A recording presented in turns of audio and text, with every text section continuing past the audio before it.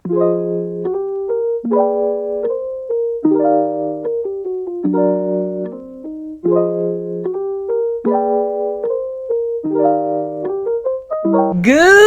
morning, guys. Wait lang. Ubula ako saglit ng mabilis. Pero okay na rin naman yung aking lalamunan. At wala na rin naman ako nararamdaman na hindi maganda. Aside from, ang lakas ng hangover ko today. Kasi kahapon meron akong inattendan. Birthday ng anak ng friend ko. Ayun. Medyo naparami ho tayo ng inom sa hard yung ininom kasi namin kagabi. Hindi ako nag-beer. Although, natutukso akong uminom ng beer. Pero, wala. Hard na lang. Today is November 15, 2025. Saturday. Sabi ko kanina, ang mangyayari for this day is Salcedo Market sa may Makati. Pero wala. Hindi ako ginising nila Paolo. Up until now, tulog pa rin sila. Silang dalawa, si Pao at si Isha. Kaya, gigisingin ko na sila para ko alam kung saan kami pupunta. Magsasangyu. Or basta update ko na lang kayo mamaya. Okay. Papatayin ko na muna yung TV. Ay, medyo dumilin ako. Pasensya na. Palabas na ako kasi kailangan ko na silang i-rush. Wait lang. Bakit ang dilim? Teka nga. Ayan. Dapat hindi kami aalis ngayong Saturday kasi meron kaming staycation for tomorrow. Pero sinasabi ko, sige na lang para meron kaming magawa. Isang beses lang naman sa isang linggo kami kumakain na magkakapatid kasi sobra silang busy sa school and then busy sa life. So ako naman busy sa work. I-check natin kung ano nang ayun, ang lakas ng hangover ko, guys. Ay, wait lang, I forgot my ring. Teka lang. Meron din pala akong kailangang ipahiram kay Isha na bag at update sa aking cellphone. Ayun, hindi ko alam kung nakikita niya pero meron siyang basag sa kanyang tempered. Happily, tempered glass yung nabasag. Check muna natin wait lang, ipag ko muna tong gamit ko. Siya, prepare na kayo? Ikaw naka-prepare ka? Oo, bilisan nyo. I am here na sa kwarto ni Isha. At ayan, alam nyo kung hindi pa ako aakyat, hindi pa sila kikilos. Ay, next, gamitin mo to. Malay ba namin? Ito, yung kita mong katabilan bunganga ng babae niyan. Ito yung ipapahiram ko sa kanyang bag. Yan siya, cutesy bag lang. Actually, binigay ko to kay Ellie, pero sinoli niya rin sa akin. So, since sinoli niya, bilang ko na lang ulit siya ng iba. Then, ito, papagamit ko kay Isha. Tapos, anong update sa phone mo, Negs? No ba? Power bank. Ayun nga, sila may power bank. Asan na? Ayan, charge siya mga power banks ha. Yan na siya. So, live update lang dito sa babaeng to. Oy, nakikita ko mga photos nyo. Nakikita ko yung mga photos nila sa school. Kasi, nakasync yung iCloud ko sa cellphone niya. So, kapag darating yung time na meron sila mga photos, pumapasok, nagsisync. Ay, oo nga pala, kailangan kong i-sync na kasi nag-avail ako ng 2 terabyte na storage for iCloud. Mas better yun kasi para hindi na pupuno yung aking cellphone. Babackup ko lang kasi huli kong backup is kahapon pa ng morning. So, nagplan ako na magsangyup kami around Makati. For some reason, hindi ko alam kung bakit ang hilig-hilig ko silang ayain sa Makati. Although marami naman din kasing restaurants sa Quezon City, around Tomas Morato, BGC. Pero kasi Makati yung malapit dito sa aming place at marami ring restaurants or sangyupsal na pwedeng makainan sa Makati area. Pero bago kami pumunta, since kakatapos lang naman nila kumain, punta muna kami dun sa isang hotel na may overlooking para magpapapicture kami. Ito yung recent kong nabili sa may Watson's Pharmacy. Ang taas ng camera. Ayan, itong Derm Plus na sunscreen, meron siyang 60 SPF, tapos meron siyang 130, yung ultimate.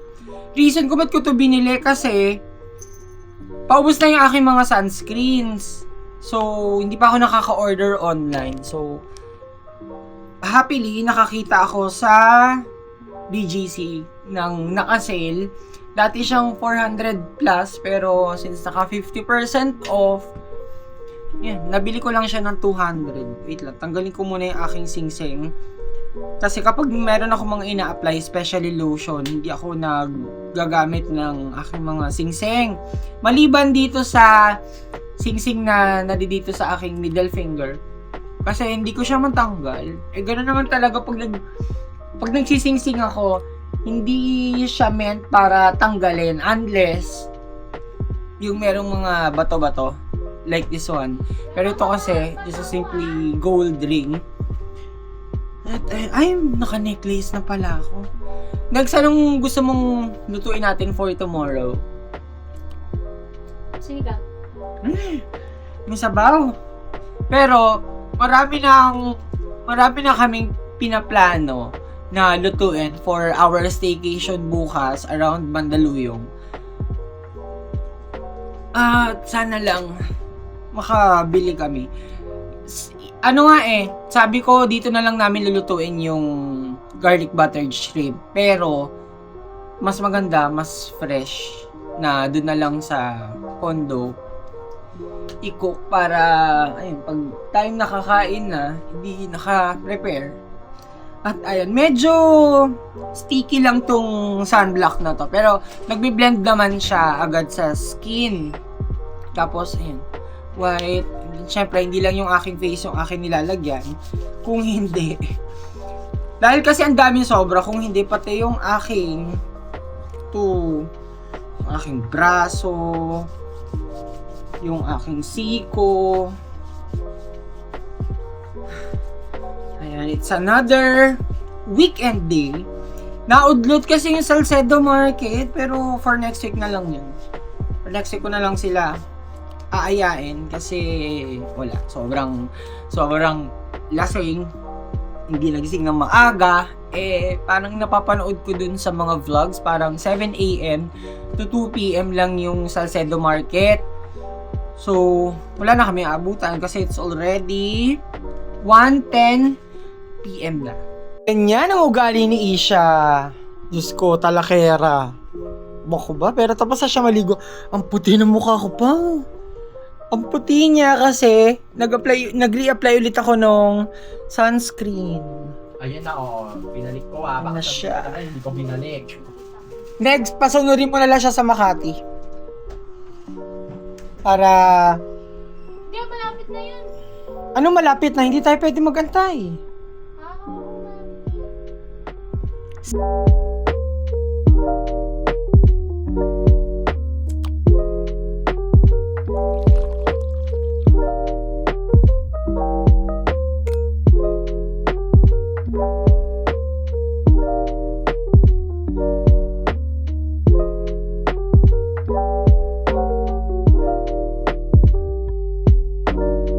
Basta ka naman, Eds. Okay lang. Kanina, bad mood siya. Wala. Ewan ko sa babaitan to. Pero ayun, nanggaling nga kami sa 7-Eleven. Bumili kami ng drinks. Pao, patingin ng mga binili mo. Masarap to. Sarap. Ito, yung brown sugar. Sige, pasok na kayo. At dadaan na kami saglit dito sa Korean store. Kasi tomorrow, nagbabala kami na mag-hotpot. Pero, hindi ko alam kung saan ako makakabili ng mga ingredients. Hopefully, meron dito. Ito yung kanilang frozen section. At ayan, meron ganito, dumplings. Yun lang, hindi ko alam kung ano yung presyo. Ito ata spicy, kimchi. Kimchi dumplings. Then meron din sila dito, yan, vegetables. Tapos, yan. Kung ano-ano pa. Ito, may crispy. And then dito naman sa side na to, yung kanilang mga rice. Then, meron silang ganito. Per solo, and then mga kimchi fried rice. Ayan, yung kanilang mga tteokbokki. Ano yun, Pao, yung sabi mo? Ay, ito! Ito mga fish. What's this? Parang yan siya. Tapos, may malaking isda rin, frozen. And dito naman, ayan. Ito, vegetable, fish cake. Hindi ko alam. Hindi ko alam kung anong price. Wala kasing presyo nakalagay, pero ito. Yan. Yung kanilang mga ano. Ayun, pang hotpot. So, may mga pork na rin here. Tapos,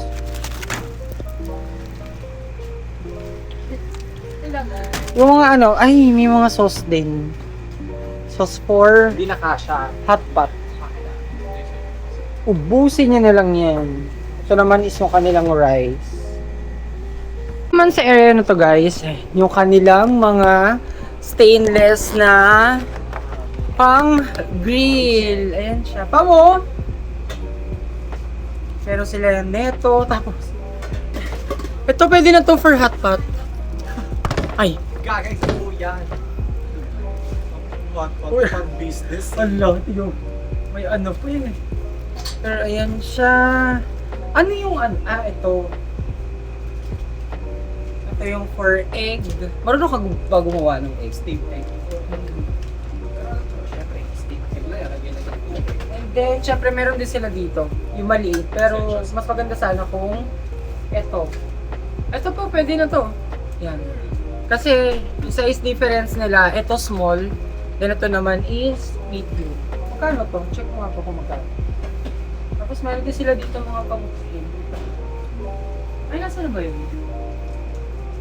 Wala sila yung parang dinner eh. Ito, may ano din, may color silver. Asa next? Tapos may mga tofus din sila. Like this one. Mga soy tofu. Hindi ko na nga open. Nasaan? Hindi eh, parang pan yan eh. Then may mga vegetables din.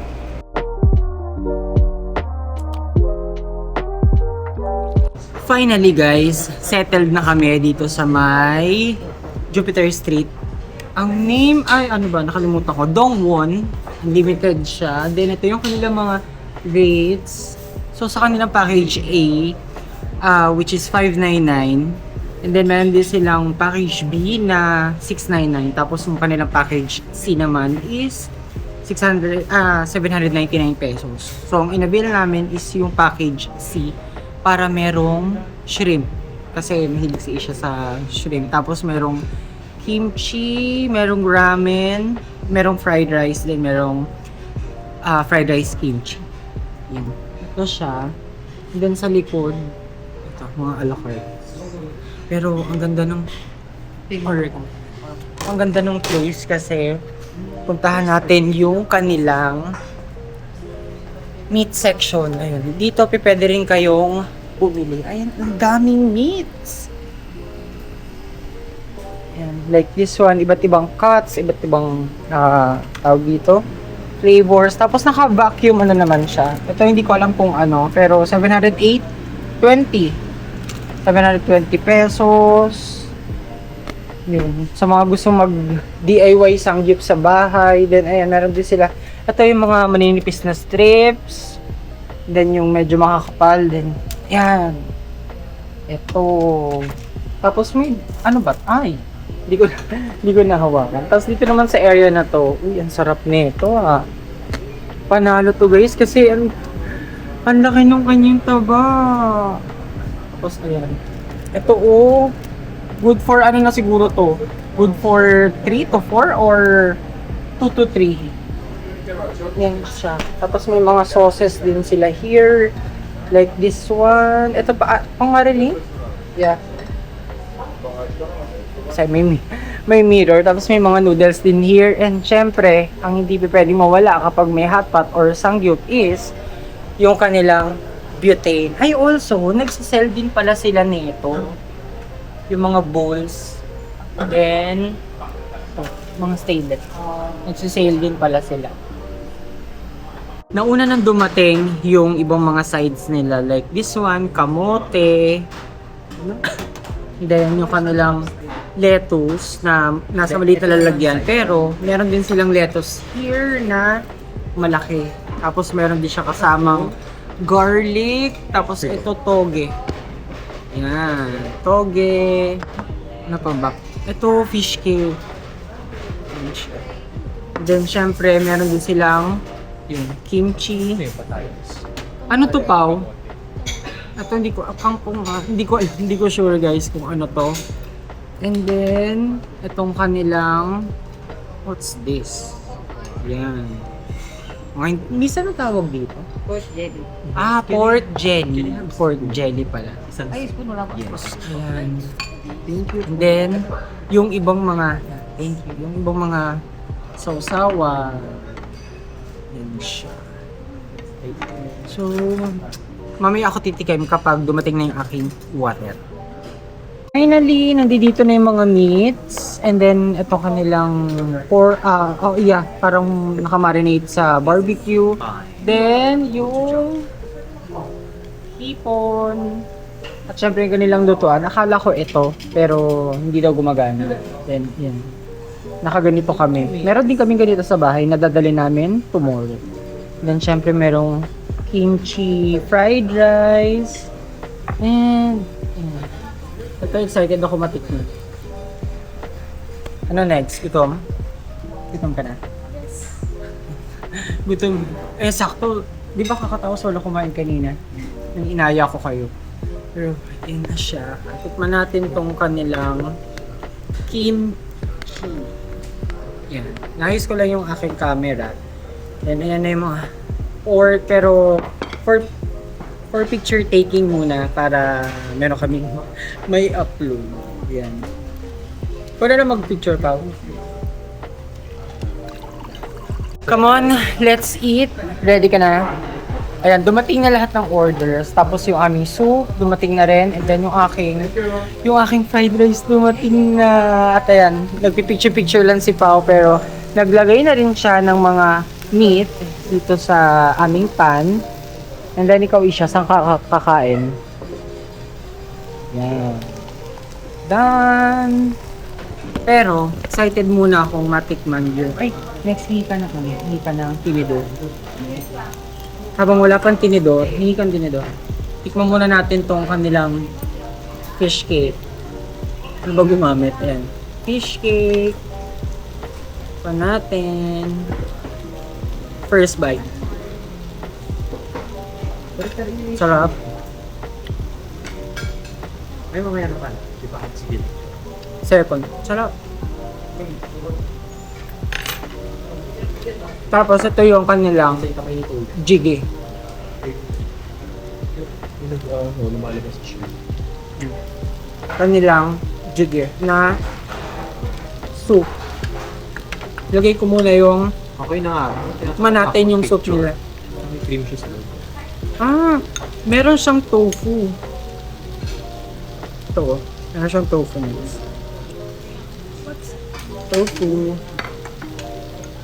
Maglagay din tayo ng konti lang para matikman ko lang yung kanilang sabaw. Ang sarap ng fish cake. Mamaya nga bili tayo ng fish cake. Kasi nagsasell din sila dito tapos may mga alak din na hindi muna ako iinom. Lagyan natin here. Ayun. Okay na rin naman. Naluto na yung ibang mga meats. Yan. Tikman natin itong kanilang soup. Perfect. Maasim-masim.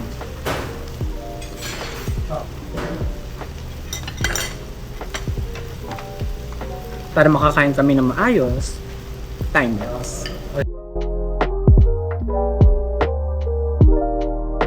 Yung food. Ang hina naman ng boses mo. Sarap. Nag-enjoy siya kasi ang daming hipon. Ayan o. Yeah. At syempre, dumating na rin yung aming, yan, ramen. Cheesy ramen to. Cheesy ramen. Yes. Let's eat. Tapos ako naman, nakailang fried rice na ako. Then, nagpa-order ako ng, lagay mo dyan. Nagpa-order ako ng white rice. Yung si Isha, inaayos yung mga hipon. Ayun, no, kasi pag niya magbalat talaga. As in. Kinamay. Grabe. Sobrang busog, sobrang sulit. Pero hindi pa rin kami tumitigil na mag-order ng hipon kasi ang sarap niya talaga. So ilagay natin. Lagay natin here ating hipon. At ikaw pa, ano na gusto mo so far? Siyempre ang hipon. Lahat naman. Lahat masarap. Walang hindi masarap sa kanilang menu. Lahat panalo, lahat walang tapon. Especially the hipon. Kala mo hindi kami maghihipon bukas. Maghihipon pa rin kami bukas. Pero pag isipan ko kung itutuloy ko yung hotpot kasi wala kaming bowl. Wala yung bowl na for hotpot. Pero kung meron kami madaanan mamaya, baka bibili. Then, nag-refill ako ng ramen. So, tikman natin tong kanilang cheesy ramen. Yan siya. Yeah. Ramen, gusto mo pa? Tapos meron pa kami natitirang pork. Actually, marami pa pala. Hindi pala natitira. Marami pa. Marami pang pork na nakasalang hirang.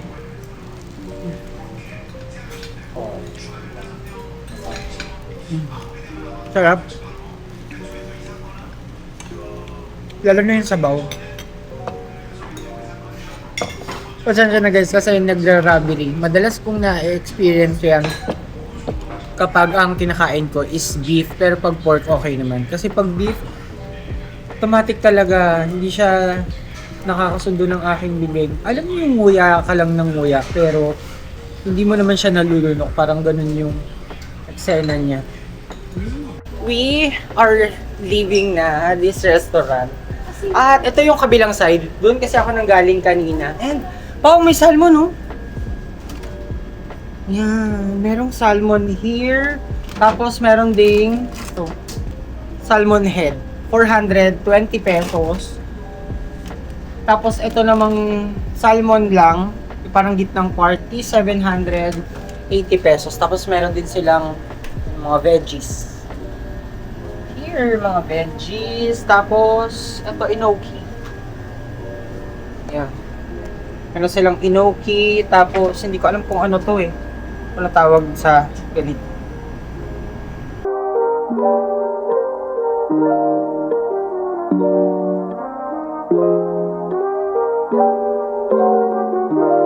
Sobra. Ikaw, be, nabusog ka. Ang dami niya rin nakain na beef. Ikaw naman, Isha. Ay, ang konti ng kinain na hipon ngayon ni Pat. Konti lang, bakit? Wala ka sa kumain? Pero inabutan na kami ng gabi dito sa, hindi pa naman sobrang gabi, pero sana makaakyat pa kami sa rooftop para mas ma-appreciate namin yung view. Mas maganda kasi, for me, mas maganda na makita mo yung view ng morning or afternoon rather than gabi. Although maganda rin na may mga city lights. Pero, ayan.